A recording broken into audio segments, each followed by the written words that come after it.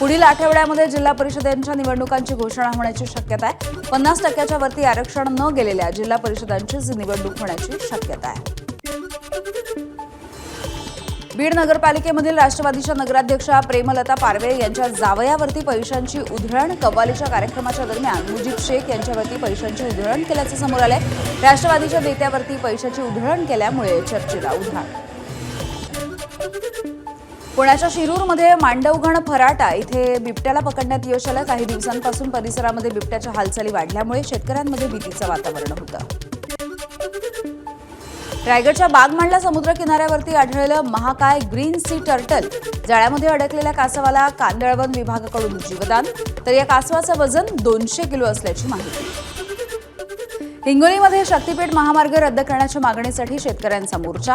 महामार्ग वसमत कळमनुरी या तालुक्यामधून जात असल्यामुळे शेकडो एकर सुपीक जमीन हस्तांतरित केली जाणार असल्यामुळे शेतकऱ्यांचा विरोध आहे. वर्ध्यामध्ये विश्वकर्मा भवन गांधी वारसा पथ उभारण्याची प्रक्रिया सुरू झाली आहे. केंद्रीय राज्यमंत्री शोभा करंदलाजे यांच्या हस्ते गांधी वारसा पथाचं भूमिपूजन.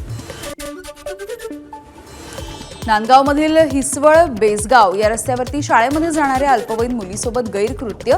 साधूंच्या वेशामधल्या 2 इसमांच्या विरोधामध्ये नांदगाव पोलीस ठाण्यामध्ये गुन्हा दाखल करण्यात आला. छत्रपती संभाजीनगरमधल्या ऑफरमुळे दुकानामध्ये झुंबड उडालेली होती. साडीच्या दुकान मालकावरती सध्या गुन्हा दाखल करण्यात आलाय. दुकानात चौकशीसाठी सध्या नोटीस देखील बजावली जाते. दुकानामध्ये आकर्षक सूट जाहीर केल्यामुळे या ठिकाणी महिलांची मोठी गर्दी झाली होती.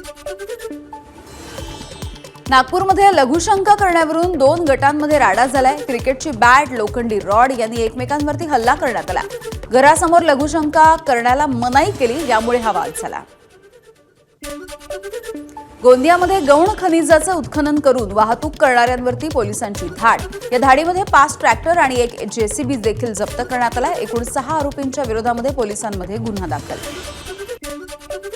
रील स्टार असलेल्या ऊसतोड मजुरावरती ट्रॅक्टरची ट्रॉली कोसळली. बीडचा ऊसतोड मजूर गणेश डोंगरे याचा धाराशिवमध्ये मृत्यू झालाय. फेसबुक लाईव्ह सुरू असताना काळाचा घाला. तुळजाभवानी मंदिर संस्थानाला शाकंभरी नवरात्र उत्सवामध्ये 3.25 कोटींचं दान आलंय. वर्षाअखेरची सुट्टी, नवीन वर्ष आणि शाकंभरी नवरात्र उत्सव यामुळे भाविकांची गर्दी होतीये.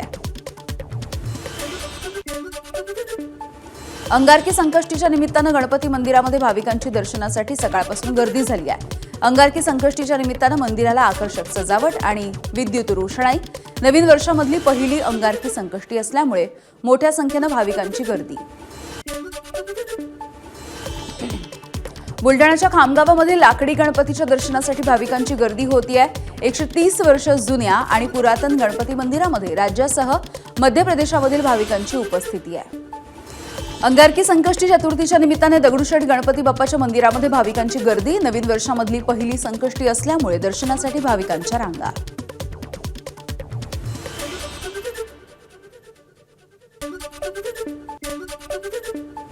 पश्चिम रेल्वे मार्गावरती आज आणि उद्या 215 लोकल रद्द करण्यात येत आहेत. कांदिवली ते बोरिवली 6व्या मार्गिकेसाठी ब्लॉक देखील घेतला जाणार आहे.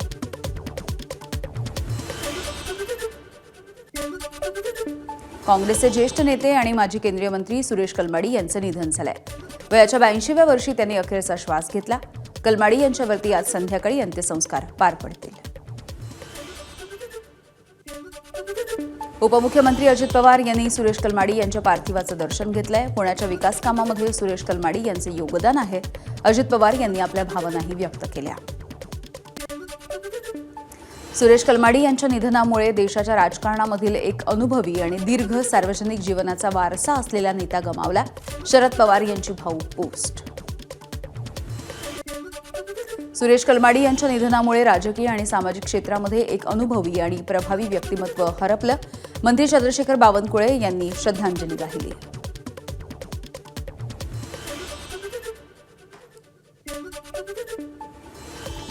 खासदार सुप्रिया सुळे यांच्याकडून देखील सुरेश कलमाडी यांना श्रद्धांजली. महाराष्ट्रानं विकासाची जाण असणारा एक लढवय्या या नेता गमावला. सुप्रिया सुळे यांची पोस्ट. अमेरिकेचे राष्ट्राध्यक्ष डोनाल्ड ट्रम्प यांची पुन्हा एकदा भारतावरती टॅरिफ वाढवण्याची धमकी. रशियन तेल खरेदी सुरू ठेवली तर पुन्हा एकदा भारतावरती टॅरिफ वाढवणार असल्याचं ट्रम्प यांचं वक्तव्य. केदारनाथ धाममध्ये जोरदार बर्फवृष्टी, वाढत्या थंडीमुळे कामावरती परिणाम, सततच्या बर्फवृष्टीमुळे जनजीवन विस्कळीत झालंय. आमदार रोहित पवार यांना मुंबई हायकोर्टाचा मोठा धक्का, एमसीएच्या निवडणुकीला स्थगिती, याची सर्वसाधारण सभा देखील रद्द. भाजपचे नेते आणि क्रिकेटपटू केदार जाधव यांच्या याचिकेवरती निर्णय. राजकीय पार्श्वभूमीच्या लोकांना सदस्य करण्यासाठी या याचिकेमधून हरकत घेण्यात आली आहे. टीम इंडियाचा माजी क्रिकेटपटू शिखर धवन दुसऱ्यांदा लग्नाच्या बेडीमध्ये अडकणार आहे. प्रेयसी सोफी शाईन सोबत शिखर हा लवकरच लग्नबंधनामध्ये अडकेल. फेब्रुवारी 2026ला त्यांचा दिल्लीमध्ये लग्न सोहळा. एबीपी माझा, उघडा डोळे बघा नीट.